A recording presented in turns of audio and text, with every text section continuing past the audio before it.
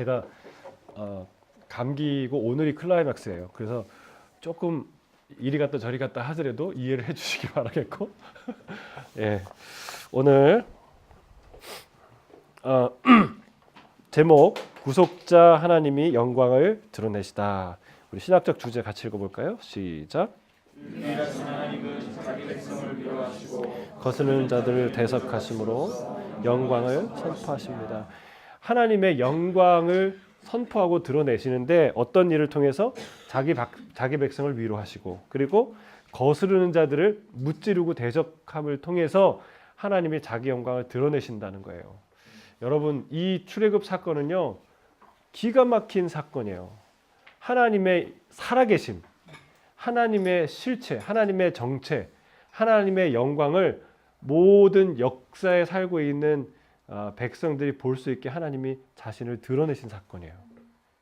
그래서 이 사건을 보면서 우리는 하나님을 발견해야 돼요. 그게 가장 큰 축복이에요.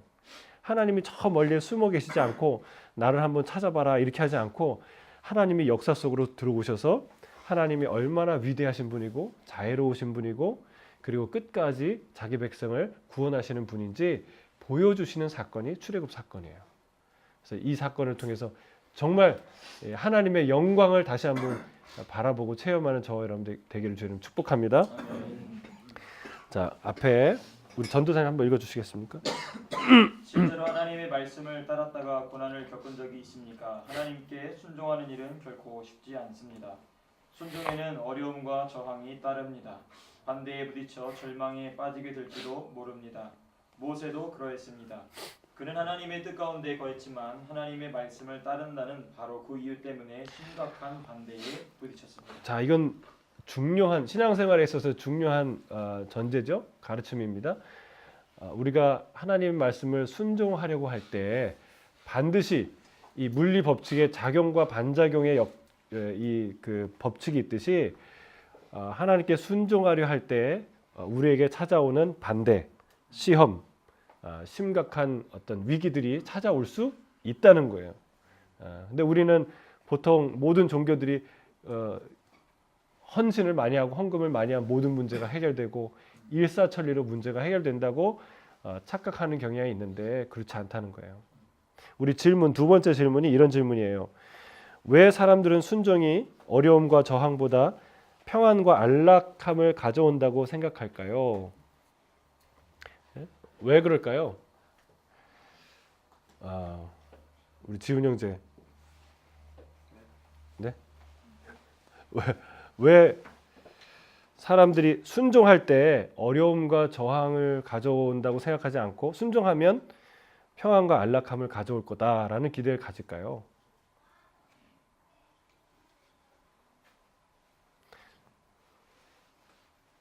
순종할 때 하나님이 주신다는 것을 알기 때문에 그 믿음이죠. 그런 믿음이 있기 때문에 기대를 갖죠. 네? 순종했으니까. 순종했으니까. 그렇죠. 예. 근데 순종하는 과정 가운데 반대를 부딪히는 모세를 통해서 보여준 거예요. 여기 메시지가 하나님이 구원 계획을 갖고 계시고 하나님이 구원하겠다고 얘기하는데 이게 만만치가 않은 거예요. 애굽 왕 앞에서도 만만치가 않고 또 그 백성들 앞에서도 만만치 않고, 이 일이 과연 하나님으로부터 온 일 맞나? 하나님이 하시는 일 맞나? 정말 하나님이 축복하시고 함께 하시는 일 맞는가? 라는 질문이 들 정도로 고난과 어려움에 봉착하게 된다는 거예요. 우리가 늘 하나님의 일 하면 하나님이 다 길 열어주시고 하나님이 다 순적하게 가게 해주시고 그렇게만 생각을 하는데 현실은 그렇지 않을 수 있다는 거죠. 왜 그럴까요? 그러니까 여기에는 왜 그런 기대로만 우리의 마음의 성량이 갈까요? 라는 질문이겠죠. 제가 생각하건대 그런 것 같아요. 하나님을 따르려 하지 않고 하나님을 부리려고 하는, 이게 그런 거예요. 내가 뭔가를 따라가는 게 아니라 뭔가를 부리려고 하는 거예요. 귀신도 그렇잖아요. 제가 많은 돈을 들여서 그 무당 국거리를 하는 이유가 내 뜻대로 귀신을 부리는 거 아니에요. 결국은 우상 숭배라는 게 그렇거든요. 이런 우상 숭배의 깊은 곳에 있는 그런 의도들이 우리 안에도 있다는 거죠. 우리 안에 어떤 의도가 있어요? 은근히 하나님을 부리려고 하는. 여러분 애들도요 아빠 부려먹으려고 합니다. 그렇죠? 안 그래요? 안 당해보셨나요? 어? 이게 엄마 아빠를 순종하고 하나님께 순종하겠다고 하는 것이 아니라 사실은 이 순종을 통해서 뭔가를 조종하려고 하거나 뭔가를 얻어내려고 하는 마음. 그러니까 하나님을 내 호위무사 정도로 생각하는 마음이 이런 기대를 갖게 한다는 것이죠. 여러분 우리가 예수 따라가는 교회 아닙니까? 여러분 영성의 가장 중요한 것은 따라가는 거예요. 따라오게 만들거나 주님을 부리거나 주님을 움직이게 하는 능력이 내가 새벽 예배 많이 나와서 헌금 많이 해서 내가 뭘 기도를 시간을 많이 해서 내가 뭐 그 헌신을 많이 해서 하나님이 이것저것 해주시게 하는 것 그게 믿음이 아니고 하나님이 명령한 대로 순종하는 것, 그 길을 가는 것. 모세처럼 왕 앞에 서라 하면은 여러분 양치기가 어떻게 애굽왕 바로 앞에 서겠어요? 여러분 트럼프 앞에 서라 그러면 서겠어요? 뭐 내가 뭐라고 배운 게 뭐가 있다고 내가 가진 게 뭐가 있다고. 네, 그거 하는 게 순종하는 게 그게 순종이라는 거예요. 사람들이 막 돌 던지려고 그래요. 야, 너 때문에 이 모든 공경이 어려움 우리 다 죽게 생겼어. 막 이런 막 그 험한 분위기가 험해지는데도 불구하고 그럼에도 불구하고 하나님 말씀을 전하죠. 이게 순종이라는 것이죠. 저는 저와 여러분이 순종의 사람이 되길 주님 축복합니다. 그게 진짜 축복의 길이에요. 진짜 출애굽, 진짜 하나님의 영광을 보는 길이기 때문에 그렇습니다. 자, 이 세션에서는 우리는 모든 영광과 은혜의 하나님 안에서 암과 쉼을 통해 평안을 찾는 법을 배우게 될 것입니다. 지존하신 하나님을 인정하고 하나님의 구원 약속을 받아들일 때 평안을 누릴 수 있습니다. 또한 선과 정의를 해치는 모든 대적자에 맞서 승리하심으로써 영광을 드러내신 하나님을 믿을 수 있습니다. 자, 우리 1번 같이 읽어볼까요? 시작. 하나님은 권세자와 더불어 싸우심으로 영광을 드러내십니다. 자, 출애굽기 5장 1절부터 9절 함께 읽겠습니다. 시작. 이스라엘 하나님 여호와께서 이렇게 말씀하시기를 내 백성을 보내라. 그리하면 그들이 광야에서 내 앞에 절기를 지킬 것이니라.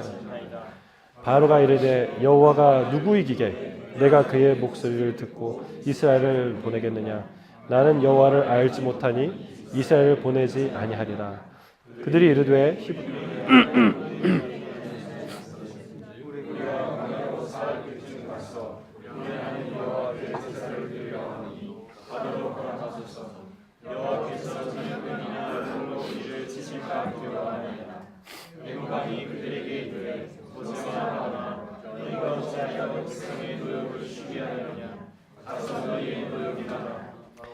또 이르되 이제 이 땅의 백성이 많아졌거늘 너희가 그들로 노역을 쉬게 하는도다 하고 백성의 너희는 백성에게 다시는 백도를 쓸 집을 전과 같이 주지 말고 그들이 가서 스스로 줍게 하라. 시오대로 그들에게 만들게 하고 감하지 말라. 그들에게 게으름으로 소리를 질러 이르기를 우리가 가서 우리 하나님께 제사를 드리자 하니 그 사람의 노동을 무겁게 함으로 수고롭게 하여 어떤 장면입니까?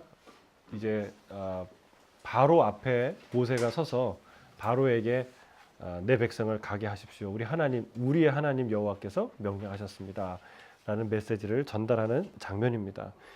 여기에 보면 우리 지훈 형제 한번 읽어주시겠습니까? 바로가 모세와 아론에게 반문합니다. 여호와가 누구기에 내가 그의 목소리를 들어야 하느냐? 이는 내가 왜 너희 하나님의 말을 따라야 하느냐라고 묻는 것입니다.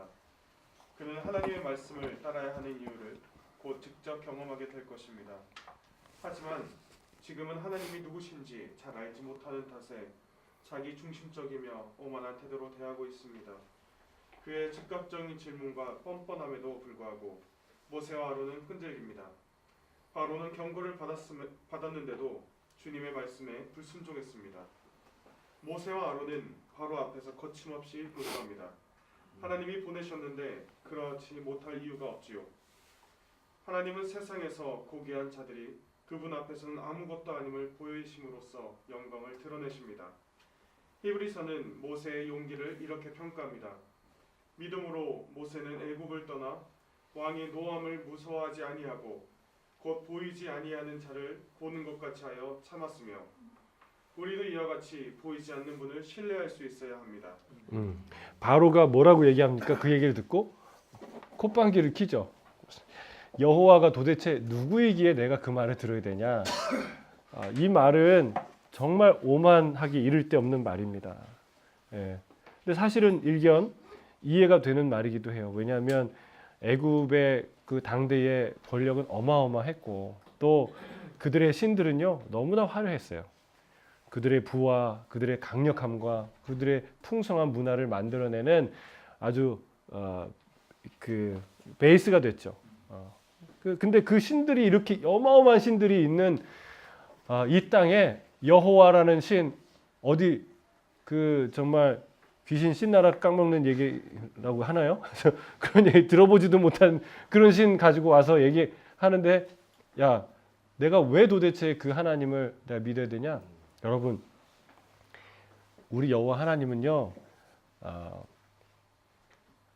아나 알지 못하나 사람들이 알아주나 알아주지 않으냐 아느나 하나님은 하나님이에요. 그리고 하나님은 스스로 드러내실 줄 믿습니다. 그런데 인기에 목매시지 않아요. 여러분 이게 하나님의 영성이고 크리스찬들의 영성인 줄 믿습니다. 여러분 사람들은요 자꾸 자기 뭘 하려고 하면 나를 알아주길 원하고 우상 숭배도 다 알아주길 원하는 문화들이에요. 근데 자기의 힘을 과시하고 드러내고 근데 하나님은 그런 게 아니에요. 하나님은 이 순간에 조용히 계시다가 이 순간에 드러내세요. 여러분 또 수천 년간 조용히 계시다가 예수님이 어느 시골에 구세주가 태어나세요. 여러분 하나님은 인기에 영합하시는 분이 아니고 거기에 연연하신 분이 아니에요. 그러나 하나님은 영광의 하나님이에요. 그리고 그 영광이 이렇게 스스로 영광의 빛을 드러낼 때 어떤 일이 일어나는지 보게 되는 거예요.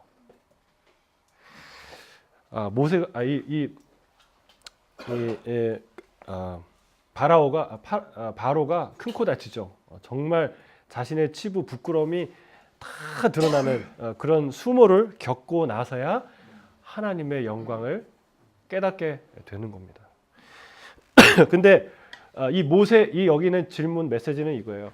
어떻게 모세가 그런 바로 앞에 담대함을 가지고 나갈 수 있었던가? 보이는 신들 위대한 제국의 왕권 앞에서 어떻게 보이지 않는 하나님을 그 이름을 가지고 가서 담대하게 선언하는가? 여러분 보이는 게 없으면요 굉장히 초라해 보입니다. 그렇지 않습니까? 그래서 다 순 말뿐이야. 가진 게 없고 보여줄 만한 게 하나도 없어요. 그런데 이 모세는요 뭐 마차가 있는 것도 아니고 무슨 용사가 있는 것도 아니고 뭐 저기 광야에 식량을 재워놓은 것도 아니고 아무것도 아닌데 백성을 내보내라는 거예요. 뭘 믿었기 때문에 뭘 보았기 때문에 그렇죠? 보이지 않는 하나님을 보았기 때문에 보이지 않는 하나님의 영광을 보았기 때문에 이렇게 담대할 수 있었던 거예요. 저는 여러분이 이런 믿음의 사람이 되길 주님 축복합니다. 이 하나님의 영광을 본 사람은 담대해요. 담대. 여기 보면 질문이 그래요. 왜 우리는 눈으로 볼 수 있는 것들, 돈, 집, 사람들을 쉽게 신뢰할까요? 왜 그럴까요? 눈에 보이니까. 그렇죠? 네, 눈에 보이니까 신뢰하죠. 여기 오늘 어제 큐티 본문인가요? 이사야 3장 1절부터 3절에 보면은 하나님이 너희가 의뢰하는 모든 것, 어제 본문도 그랬어요. 하나님의 나라가 임하실 때 높은 산, 낮은 봉우리, 그리고 모든 다시스의 배와 무슨 모든 성벽 가운데 하나님이 임하실 거라고 진노가 임하실 거라고 말씀했어요. 오늘 또 큐티 본문에 뭐라고 하냐면 너희가 의지하는 모든 것에 하나님의 심판이 임할 것이다 라고 얘기해. 그 의지하는 걸 구체적으로 얘기하는데 너희가 의지하는 양식, 물, 용사, 전사 이게 하나하나가 우리가 의지하는 거예요. 생각해 보세요. 집에 언제 마음이 든든합니까? 냉장고에 음식이 가득 찼을 때. 그렇죠? 예. 아니세요? 팬트리에 자기가 좋아하는 음식 가득 차 있을 때 마음이 든든해요.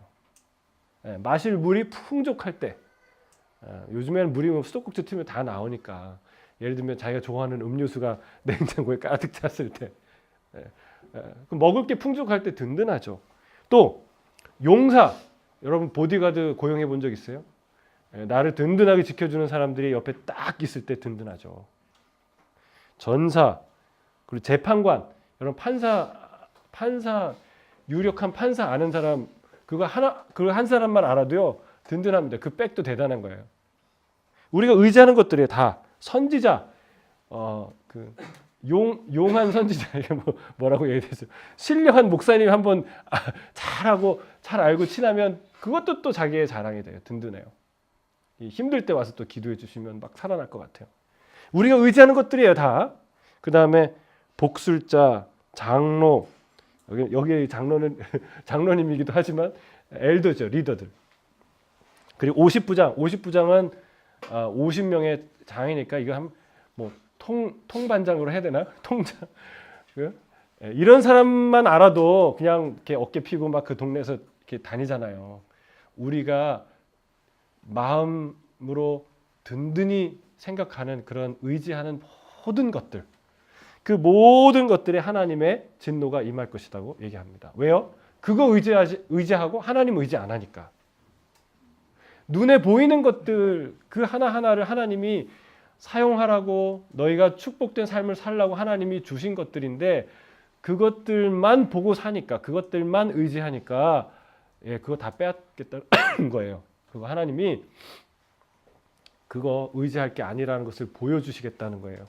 여러분 이게 좋게 얘기할 때 다 보이는 거 의지하지 않고 안 보이는 하나님을 의지하길 주름 축복합니다. 아멘. 성경이 계속해서 강조하고 있는 믿음의 본질이에요. 우리의 방향이에요. 두 번째 질문은 이렇습니다. 눈에 보이지 않는 분을 신뢰하는 것은 왜 어려울까요? 왜 어려울까요? 안 보이니까. 역시 똑똑하시군요. 질문의 의도를 아시고. 안 보이니까 어렵죠. 그런데 로마서에는 오히려 반대로 얘기를 합니다. 로마서에 사도 바울이 이렇게 얘기합니다. 우리가 소망으로 구원을 얻으며 소망으로 구원을 얻음에 보이는 소망이 소망이 아니니 보이는 것을 누가 바라리요. 여러분 보이는데 이렇게 다 보여졌는데 나타났는데 어떻게 그걸 소망하겠냐는 거예요. 소망이라는 건 본질적으로 보이지 않는 것이다 라는 이야기를 해요. 또 고린도후서 4장 18절에 보면 우리가 주목하는 것도 보이는 것이 아니요 보이지 않는 것이니 보이는 것은 잠깐이요 보이지 않는 것은 영원함이라. 여러분 우리는 보이는 것을 보는 사람입니까? 보이지 않는 것을 보는 것처럼 보는 분들입니까? 네. 여러분 우리는 보이지 않는 것을 보는 자들처럼 보는 사람이 크리스찬이에요. 네. 그게 담대함을 갖는다니까요. 여러분이 죽음 앞에 담대할 이유가 어디 있어요? 보이지 않는 천국이 보이니까, 그걸 봤으니까. 질병 앞에 감사할 수 있는 이유가 뭐예요? 여러분 하나님이 부어주신 그 보이지 않는 놀라운 사랑을 내가 아니까. 여러분 바로 앞에 어떻게 담대하게 서요? 지금은 보이지 않지만 살아계신 하나님, 이 바로와 그 모든 우상들을 헛된 것으로 만들 수 있는 그 위대하신 하나님이 나와 함께 하시니까.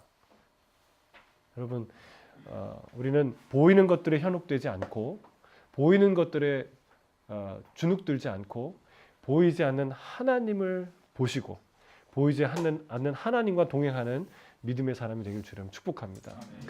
그게 모세라는 거예요. 여러분 그 믿음이 우리를 출애굽으로 인도하게 한다는 거예요. 그 믿음이. 자, 우리 이어서 읽어볼까요? 우리 하집사님 한번 읽어주시겠어요? 아론은 하나님의 말씀에 반하는 행동을 보입니다. 그는 너희들이 일을 열심히 하지 않는 것 같다면 일을 더 주겠다고 합니다. 일하느라 바쁜 예배드리러 광야로 나가겠다는 너무 명랑한 꿈은 꾸지 않을 테니까요. 또한 작업 환경을 더 열악하게 만듭니다. 감독들에게 그들의 호소를 무시하도록 명령하는 것입니다. 5장 끝에 이르면 모세의 순종이 백성에게는 더 좋지 않게 작용한 것처럼 보입니다. 그는 실망한 나머지 하나님의 선하신 뜻에 의문을 제기하기 시작합니다. 모세에게서 우리의 모습이 보입니다. 그도 우리처럼 하나님의 자비와 은혜가 절실히 필요한 사람이었습니다. 그런데 여기서 그의 믿음은 위기를 맞습니다. 하지만 모세는 끝까지 하나님께 호소합니다. 하나님을 향해 부르짖은 것입니다. 여기서 우리는 하나님이 권세자와 더불어 싸우심으로써 자기 영광을 어떻게 드러내시는지를 보게 됩니다. 하나님은 바로를 당장 멸하실 수도 있었지만 그렇게 하지 않으셨습니다. 하나님의 방식은 우리의 것과 다른 것입니다. 머지않아 모세는 바로와 함께 하나님의 영광이 펼쳐지는 것을 보게 될 것입니다. 낙담할 때 하나님의 다스리심을 기억하십시오.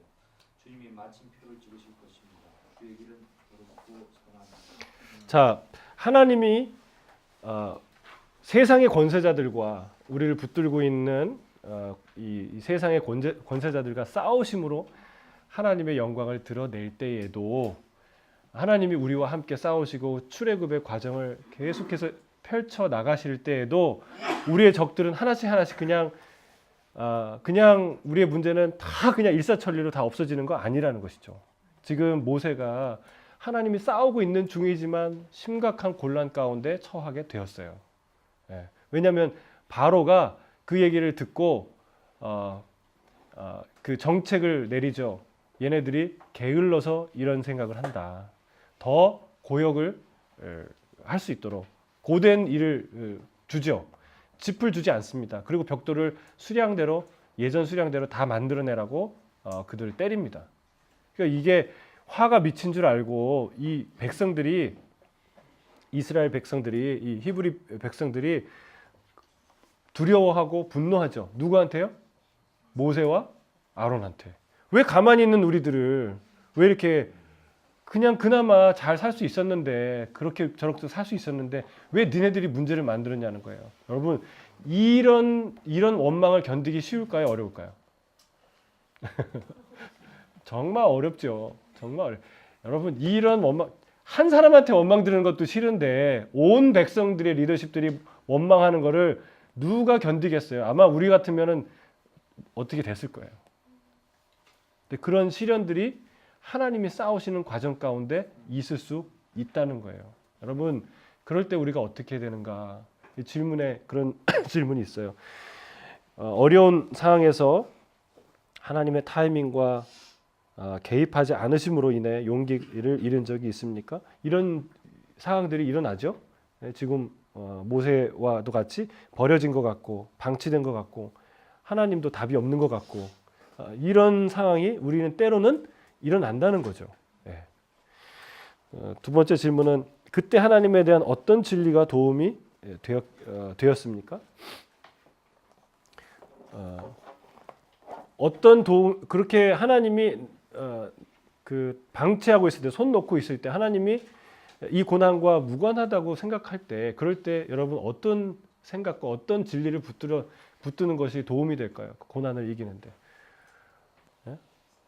우리 전 집사님 이런 경우가 있으셨죠? 예. 또 뭘 붙드셨어요? 저는 로드십, 주의 다스리심. 절대적인 주권.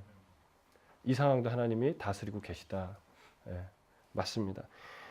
하나님이 포기하지 않고 우리에게 좋은 멋진 계획을 갖고 계시다. 그리고 정확한 타이밍이 하나님께는 반드시 있다. 하나님이 나를 사랑하셔서 이 일을 주셨다라는 믿음을 우리가 가져야 되죠. 존 뉴턴이 이런 예를 들었다고 해요. 우리가 고난 가운데 방치되었다고 생각했을 때 우리가 어떻게 그 고난을 이겨낼 수 있느냐. 그때는 그리스도인이 받게 될 유업 그리고 영화롭게 하심의 그 교리를 우리가 생각해야 된다. 그러니까 하나님이 이게 히브리서가 그런 얘기예요. 히브리서가 고난받는 크리스찬들에게 준 편지지만 그 안에 너희가 받게 될 기업 상속자로서 하늘나라의 상속자로서 너희가 누릴 영광은 말할 수 없이 크다. 그거를 놓치지 마라. 이게 히브리서의 메시지예요.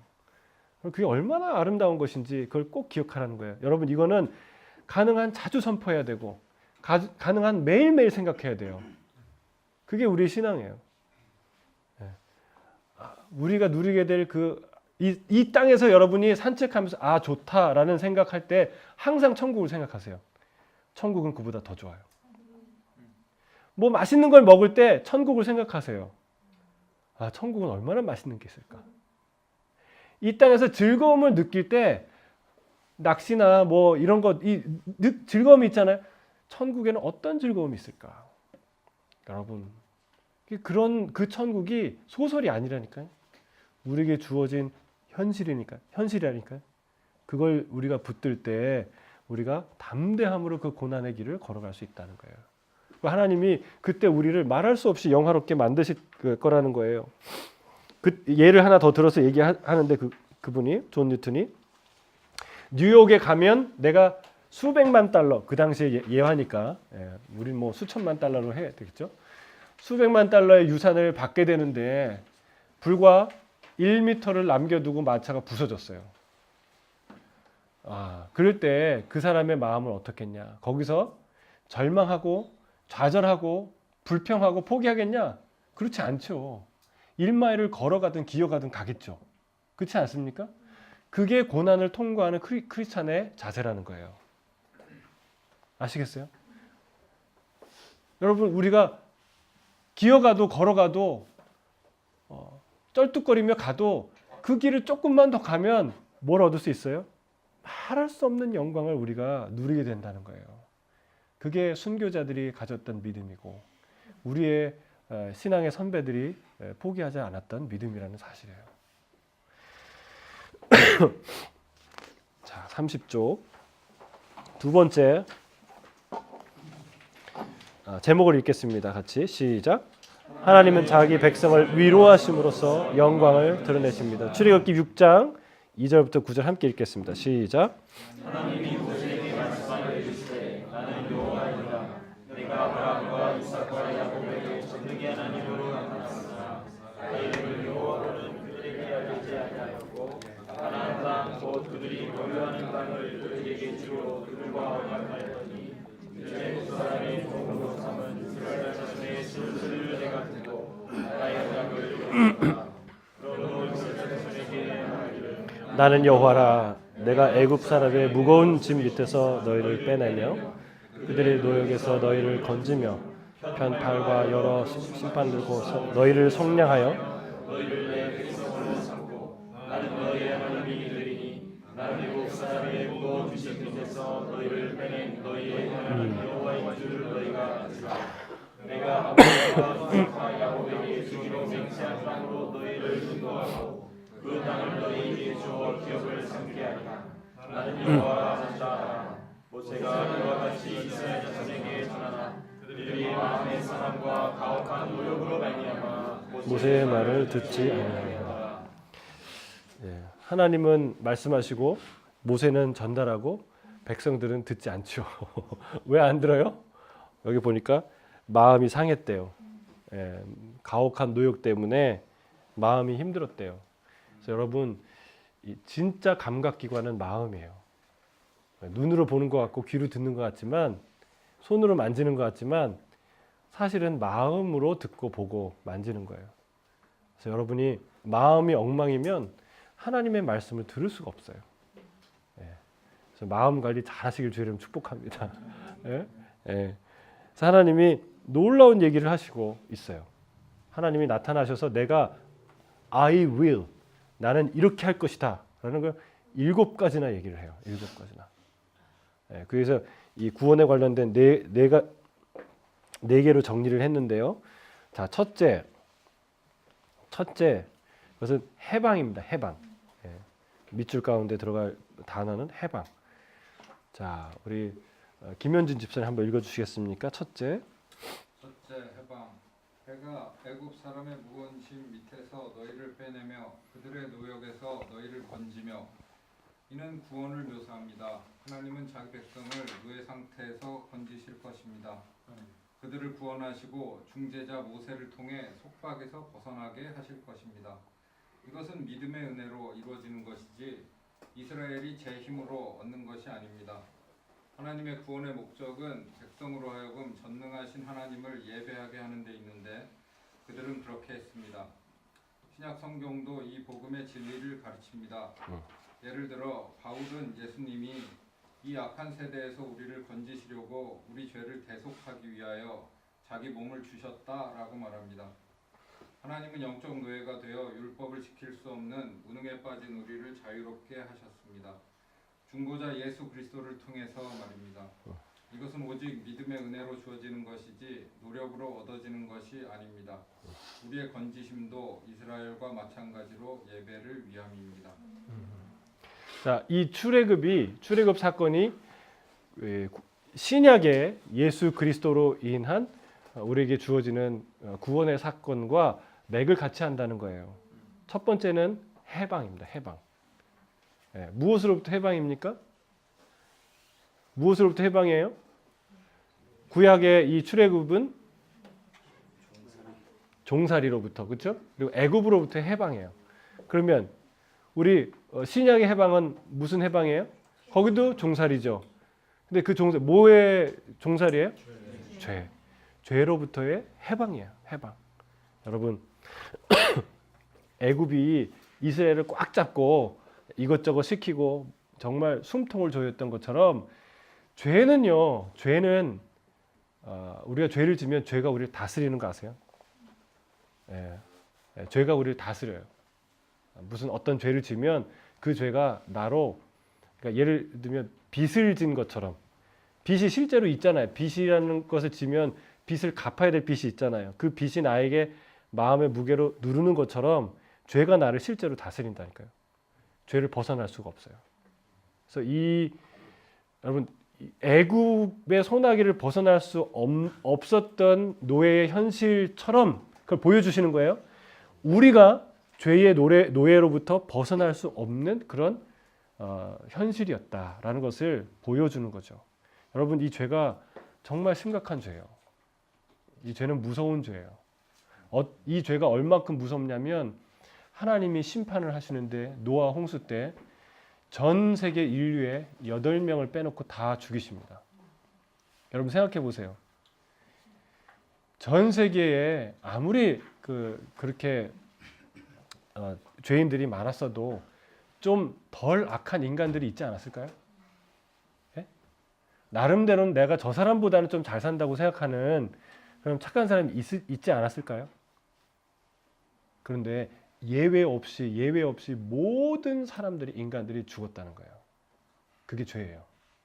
어느 누구도 하나님 앞에서 설 수가 없어요. 죄는요 우리를 자유롭게 못해요. 근데 그거를 하나님이 이 홍해를 건너서 그 이스라엘 백성을 꺼내 오듯이 예수 그리스도의 보혈의 피로 우리를 죄의 짐을 벗기고 우리를 건져내셨다는 거예요. 할렐루야. 아멘. 그 해방, 죄로부터 해방, 이것이 출애굽기의 메시지라는 것이죠. 둘째는 구속입니다. 구속. 예. 우리 이여부 집사님 한번 읽어주시겠어요? 속량이라는 단어는 사들이다라는 뜻도 있지만 그 이상을 의미합니다. 히브리어에서 속량은 다른 가족이나 가까운 친척이 유사시에 가족을 보호할 수 있는 특권이나 보호해야 할 의무라는 뜻에 가깝습니다. 일가 후견인이나 가족 대변인의 역할을 하는 것입니다. 자기 백성을 지키고 보호하기 위해 오신다는 점에서 하나님은 궁극적으로 구속 중이십니다. 출애굽기에 하나님은 가족의 상속자, 즉 메시아를 지키기 위해 행하셨습니다. 신약 성경에서 바울은 이렇게 말했습니다. 때가 참에 하나님이 그 아들을 보내사 율법 아래에 있는 자들을 속량하시고 우리도 아들의 명분을 얻게 하려 하십니다. 여기서 바울은 구원과 성도의 양자됨을 함께 다룹니다. 예수님은 우리의 일가 후견인이십니다. 가장 절망적인 상황에서 우리를 구하기 위해 값을 치르셨습니다. 여기 일가 후견인, 가족 대변인 이건 무슨 제도를 뜻합니까? 얼마 전에 룻기서를 우리가 큐티하면서 보아스가 이 권리를 행사하죠. 이 의무를 합니다. 그건 고엘 제도죠. 고엘. 예, 기업 물을 자. 예, 보아스가 이 기업 물을 자의 의무를 이 룻에게 하죠. 그래서 그를 그 아내로 맞이하고, 그러니까 그것처럼 하나님이 예수 그리스도가 우리를 받아들여 주신다는 거예요. 우리의 그 기업 물을 자의 역할을 다 감당해 주신다는 거예요. 돈을 주고 속량, 구속, 돈을 주고 다 값을 지불하시고, 그냥이 아니라 하나님이 값을 지불하셨어요. 어떤 값입니까? 생명의 값을 지불하시고 우리를 사셨다는 거예요. 자, 그 다음에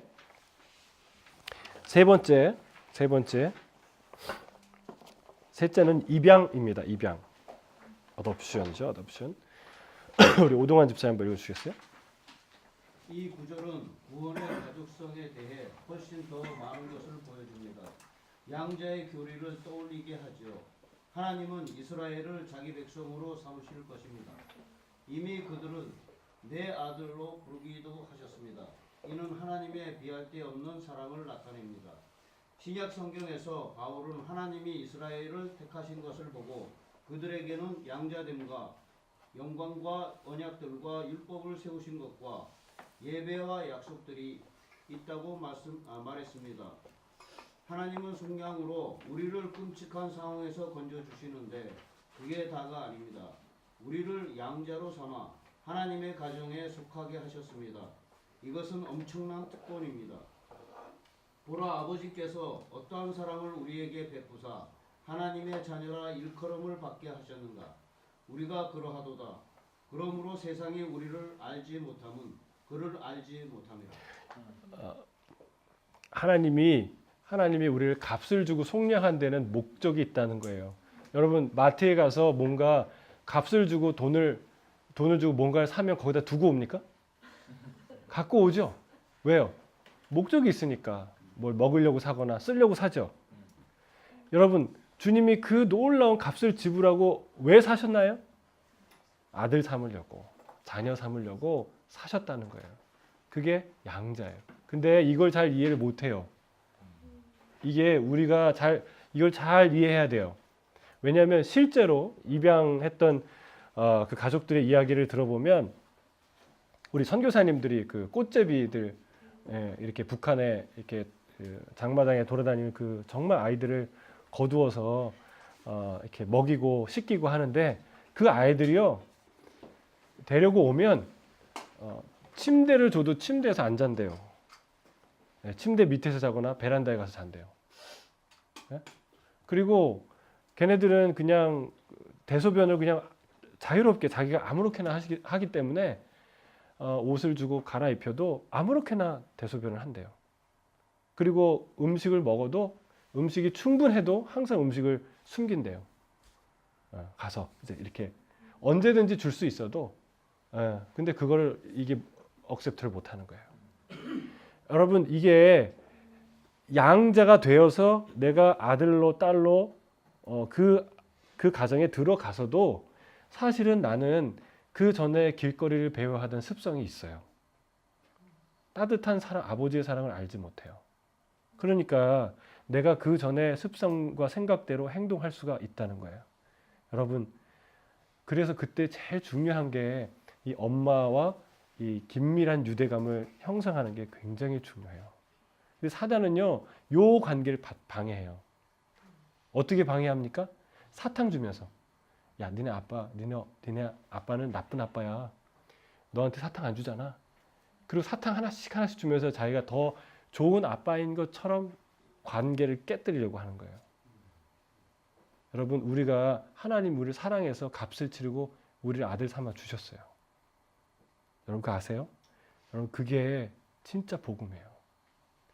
하나님은 오늘도 우리랑 그 아들과 우리 아팠는데 아파서 다 침대에 누워 있었거든요. 근데 우리 아들이 이렇게 딱 누우면서 그 얘기를 하더라고요. 엄마, 나는 오늘 엄마랑 이렇게 대낮에 그냥 편하게 이렇게 침대에 아빠랑 같이 누워 있는 게 너무 행복해. 너무 행복해. 아니, 그게 아들이죠. 그러니까 부모와 자식 간에 누릴 수 있는 축복이죠. 여러분, 주님 안에 있는 거 행복하십니까? 주의 이름을 부르는 게 행복하세요? 주님이 나와 함께 하는 게 느껴지세요? 여러분, 그거 하려고 주님이 부르셨다는 거예요. 그냥 불쌍해서 살려주는 거 아니에요. 잘 살아. 그리고 앞으로 네가 잘 먹고 잘 살아 보내주는 게 아니라 주님이 나를 값을 주고 사셔서 아들 삼아 주셨다는 거예요. 주님이 우리를 떠나지 않고 우리를 붙들고 계시다는 거예요. 이게 입양의 원리예요. 자, 넷째, 이스라엘 백성을 다 내 아들이라고 합니다. 계속해서, 그렇죠? 내 아들 고백해요. 자, 넷째, 우리 심재 집사 한번 읽어주시겠어요? 여기서 하나님은 자기 백성에게 기업을 주시겠다고 약속하십니다. 이 약속은 아브라함에게 처음 주셨습니다. 우리는 여호수아에서 마침내 그들이 그 땅에 들어가 정복하고 정착하는 것을 보게 될 것입니다. 그러나 지금 그들은 아무것도 가진 것이 없습니다. 애굽의 노예일 뿐입니다.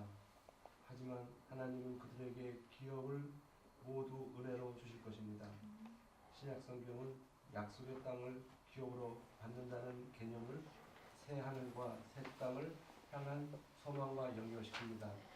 예수님이 부활로 말미암아 우리는 썩어지지 않고 더럽지 않고 쇠약하지 않는 유업을 입게 하시나니 곧 너희를 위하여 하늘에 간직한 것을 받게 되었습니다.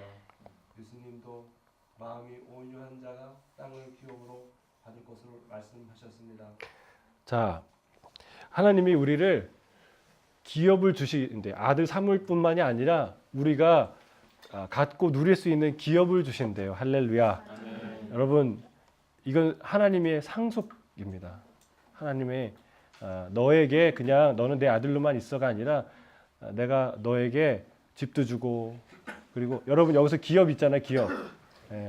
우리가 큰 기업은 하지 못해도 작은 기업을 했죠. 근데 천국에서 주는 기업은 상상할 수 없이 큰 거죠. 우리가 회사의 사장이 될 거란 얘기가 아니라 하나님이 우리에게 놀라운 땅을 주시고 놀라운 집을 주시고 놀라운 할 일을 주시고 상상할 수 없는 나라를 우리에게 유산으로 물려 주신다는 거예요. 그게 하나님의 약속이에요. 이 땅에서뿐만이 아니라 영원한 나라에서 하나님이 그렇게 주신다고 약속하시는 거예요. 자, 이게 이제 그런 이 구원의 과정들이 이 출애굽 이야기 속에 드라마의 면면이 다 드러난다는 거예요. 그게 눈으로 볼 수 있게 예수님의 우리를 구원하시는 과정들이. 그래서 여러분 이 출애굽기를 쭉 보시면서 제가 추천한 성경 앱 있죠? 드라마 바이블. 그거는 돈 주고 사는 거 아니니까 광고를 해도 돼요. 드라마 바이블이라는 스마트폰 앱이 있는데 이 영화보다 더 재밌어요. 이거 꼭 들어보세요. 성우들이 나와서 이렇게 하는데 그냥 보통 그냥 이렇게 읽는 거 한 사람이 나와서 쭉 읽는 거 아니에요. 너무너무 재밌어요. 그 음악도 진짜 아주 현장감 있게 효과음도 막 넣어가면서 하는데 애들이 좋아하더라고요. 같이 듣는데 영화 보는 것 같아서 너무 좋아요. 그러니까 거기 보면은 이 사람이 얘기한 모세가 남자인지 여자인지 나이가 있는지 없는지 이 사람이 여러 사람이 얘기했는지 한 사람이 얘기했는지 누가 누구에게 이게 드라마로 하면요 쏙 들어와요. 배경이. 그러니까 여러분 꼭 한번 들어보세요. 이게 정말 장대한 드라마인데 놀랍습니다. 자, 3번 큰 제목 같이 읽을까요? 시작. 하나님은 출애굽기 7장부터 애굽 사람들에 대한 하나님의 심판이 혹독한 재앙으로 연이어 나타납니다. 현대인들은 그 재앙을 보고 이렇게 말할지도 모릅니다. 농담이죠. 이건 너무 별나잖아요. 애굽 사람들을 약 올리려고 이러는 거예요? 확실히 별나고 가혹합니다. 어떤 재앙들이었는지 기억하십니까? 예?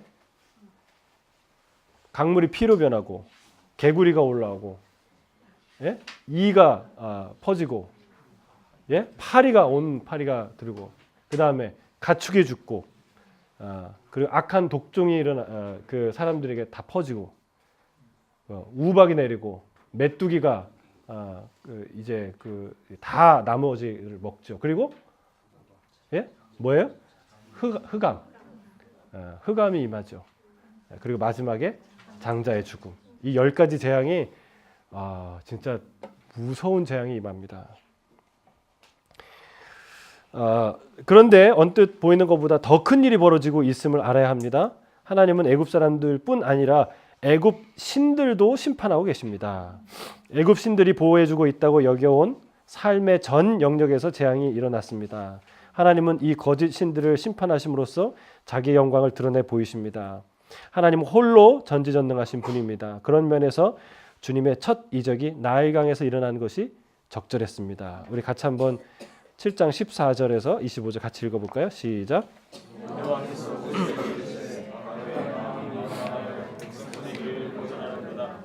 아침에는 바로에게로 가라. 보라, 그가 우리는 곳으로 나오리니 너는 나의 강가에 서서 그를 만세.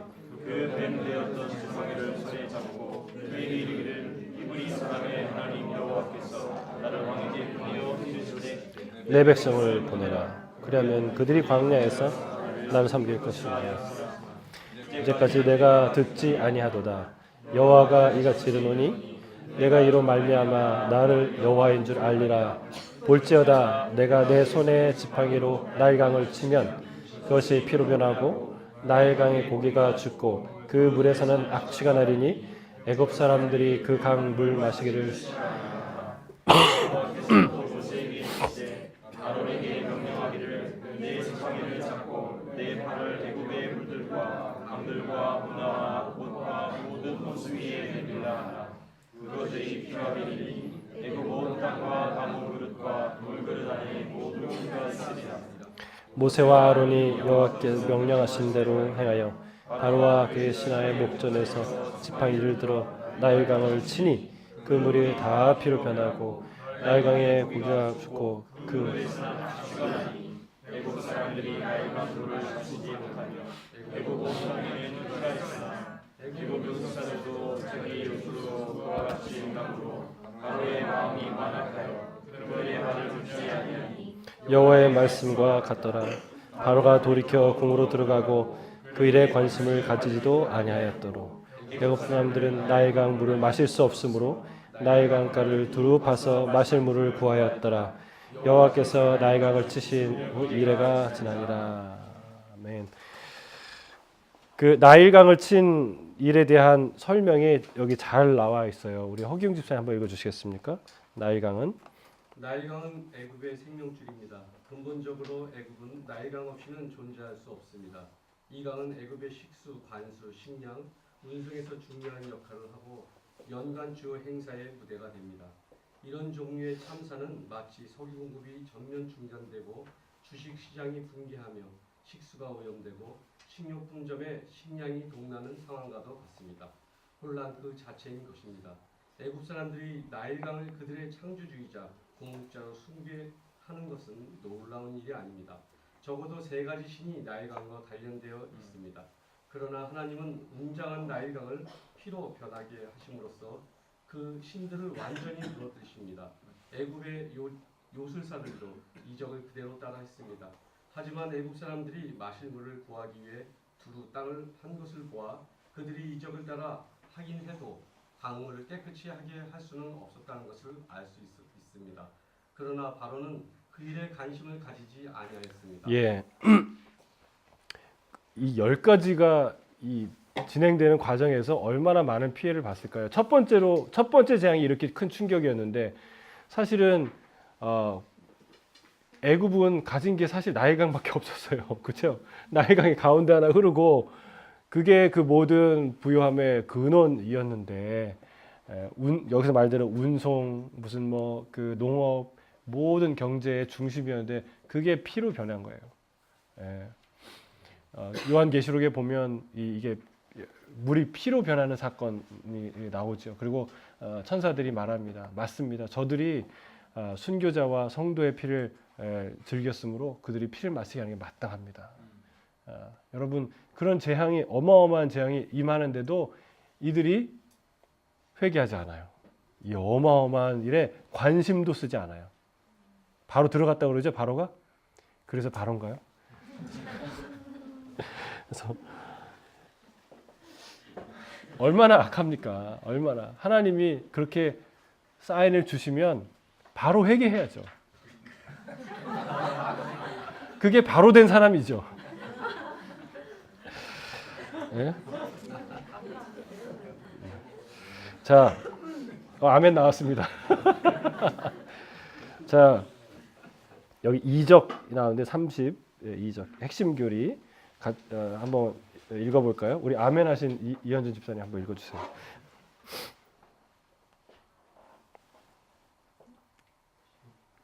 안 보이세요?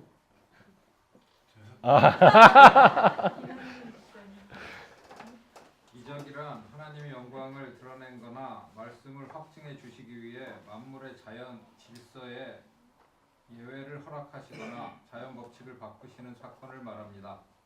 성경 전반에 걸쳐 이적들이 기록되어 있습니다. 선지자나 사도가 하나님의 말씀을 백성에게 전할 때 종종 표적과 기사가 나타났습니다. 하나님은 전능하시며 세상 일에 친히 관여하신다고 믿기에 우리는 하나님이 이적을 행하실 수 있을 뿐 아니라 또한 행하신다고 믿습니다. 여러분 하나님이 이적을 행하신다고 믿습니까? 여러분 이거 안 믿으면 못하러 예수님 믿어요. 예? 그렇죠. 도덕과 윤리를 믿지 왜 이걸 믿어요? 그러니까 이 과학주의, 이성주의의 한계는 뭐냐면 이성이라는 조명, 이성이라는 울타리 안에서만 우리가 생각하자고 얘기하는 거예요. 그러나 하나님이요, 하나님이 지으신 탁월한 창조물 중에 하나가 이성이지만 이성이 전부가 아니에요. 하나님은 그 이상을 지으셨어요. 그래서 여러분 이 기적이라는 게 우리가 보기엔 기적이지만 하나님은 하나도 기적이 아니에요. 이 책상을 이렇게 옮기는 건 나는 쉬운 일이지만 1살짜리 아이는 기적이죠. 예. 그리고 기적은 마치 그런 거예요. 요즘에 이제 자율주행차가 이제 생기지 않습니까? 그러니까 앞으로는 뭐 10년 내에 다 거의 대부분 그냥 목적지만 내비게이션을 딱 하면 알아서 가는 그런 차들이 생길 건데 평소에 그렇게 다 알아서 가는 그런 차에 어느 날 어느 순간에 오늘은 내가 드라이브를 하고 싶다. 모드를 싹 바꿔가지고 수동 모드로 바꾸는 거예요. 그러면은 차가 스트라이크를 엽니까? 당신 왜 갑자기 수동 모드를 합니까? 이건 나에 대한 불신입니다. 당신은 선하지 않습니다. 이게 차가 이렇게 한 거 할까요? 여러분, 그건 자연스러운 거예요. 하나님이 이렇게 세상에 물론 자동적으로 돌아가도록 만드시지 않아서 하나님이 질서를 부여하였지만 하나님이 지금도 모든 것을 다스리세요. 그러나 자연 질서라는 것이 하나님의 창조 작품이지만 하나님이 때로는 수동 모드로 전환하는 시간이 있다는 거예요. 그거는 불합리한 게 아니에요. 그래서 우리가 이게 우리 아이들이 이 세상은 하나님을 거부하기 때문에 이성주의에 빠지는 것이고 이성주의에 빠진 전제와 그런 생각으로 아이들이 교육받는 것이죠.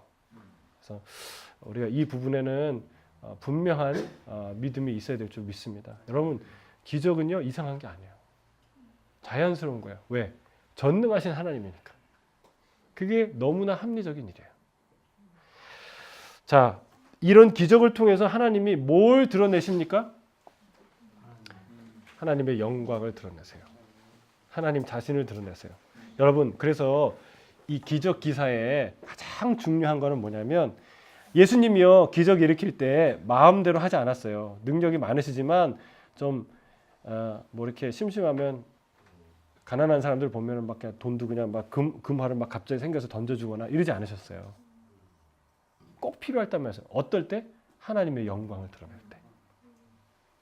하나님의 영광이 드러날 때 하나님이 항상 기적을 사용하시는데 여러분 우리가 간증할 때도 우리의 인생이 간증이 기적 아니에요? 있을 수 없는 일이 일어난 게 간증이잖아요. 기적이죠. 근데 여러분 그 간증을 가만 들어보고 자기가 하는 간증을 가만히 들어보세요.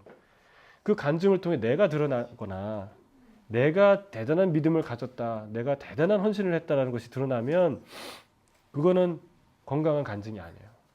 진짜 간증은 하나님을 드러내는 거예요. 그렇죠? 우리는 정말 이렇게 이스라엘이 뭐 했어요? 출애굽에서? 예? 아무것도 안 했어요. 가라 그러니까 네 그리고 간 거예요. 그렇지 않습니까? 그 가는 것도 힘들다고 투덜투덜 대고 온갖 욕을 다 한 게 이스라엘이에요. 근데 여러분 우리 인생에 우리가 사는데 고단하고 힘들죠. 그러나 광야길을 가니까. 근데 하나님이 여러분 먹이시고 입히시고 다 누가 한 거예요? 하나님이 하셨죠. 예, 그 하나님을 드러내는 거예요. 그게 하나님의 기적이고 그게 우리의 간증이죠. 여러분 이 출애굽 사건을 통해서도 하나님이 뭘 드러내시냐면 하나님의 영광, 하나님이 어떠하신지 하나님의 어떠함을 드러내신다고 말하고 있습니다. 이어지는 재앙들을 살펴보면 되풀이되는 요소들이 눈에 띄일 것입니다. 우리는 여기서 한 가지 중심 주제를 발견할 수 있습니다. 그게 뭐예요? 바로 내가 여호와인 줄 알리라. 다시 한번 내가 여호와인 줄 알리라. 여러분 성경은 이 하나님을 깨닫게 하기 위한 거예요. 성경을 읽으면서 이 하나님을 발견해야 돼요. 그냥 잠깐 감동받고 끝나는 게 아니라 여러분 이 통독을 통해서 말씀을 통해서 암송을 통해서 누굴 만나야 돼요? 하나님. 하나님의 어떠하심. 그 위대하신 하나님을 보고 만나는 게 이 성경의 내용이에요. 자, 주님만이 하나님이신 줄을 모두가 알게 될 것입니다. 우리는 재앙의 세세한 내용 가운데서도 이 중심 주제를 놓쳐서는 안 됩니다. 밑줄 끄시고요. 예, 고개 3번 끄덕이시고. 예. 하나님은 모두가 주님을 알고 경배하기를 열망하십니다. 그래서 아까 이 나온 것 중에 우리 구속의 목표는 예배라고 얘기했잖아요. 그렇죠? 하나님과의 관계는 올바른 관계는 예배죠. 예배. 예, 그 아버지 하나님을 찬양하는. 자, 이 질문은 집에 가서 해보세요. 우리 사회가 안도감을 얻기 위해 찾는 거짓신들 이게 뭘까요? 학벌이 확실하게 신인 것 같아요. 학벌. 우리 한국 사회에서는 그렇죠? 학벌, 직업, 뭐 돈, 인기, 또 쾌락 이런 것들이 신이겠죠. 다 기쁨을 주는 것들이고 만족을 주는 것들입니다. 하나님은 이 거짓 신들을 어떻게 심판하십니까? 예? 예? 재앙을 통해서 심판을 하시고 또 하나님의 마지막 날에 바벨론이 1시간 내에 무너지는 것처럼 하나님의 재림, 하나님의 임재를 통해서 여호와의 날에 모든 것이 사라지고 없어지는 그런 심판을 하나님이 가하실 거죠. 마치 노아 심판이 1시에 임했던 것처럼. 자, 결론입니다. 우리 같이 읽겠습니다. 결론 시작. 하나님이 바벨론에서 재앙을 일으키시옵소서. 영광을 보여주시는 모습을 보면서 우리는 경외감을 느낄 수밖에 없습니다. 하나님의 자녀를 향한 사랑의 위로를 받고 확고한 공의의 눈을 받습니다. 때때로 우리는 비록 낙담되는 순간에 부딪힐지라도 온 세상을 덮는 하나님의 영광과 복음의 놀라운 소식을 신뢰할 수 있습니다. 이런 이유로 우리는 힘든 시기에도 순종의 삶을 살 수 있습니다.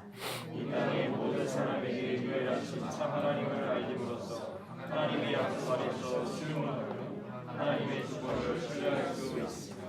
아멘, 아멘. 하나님이 그들의 백성을 살리심으로써 자신을 나타내시고 위로하심으로써 또한 그들의 대적들과 싸우심으로써 하나님의 영광을 드러내신다는 것이죠.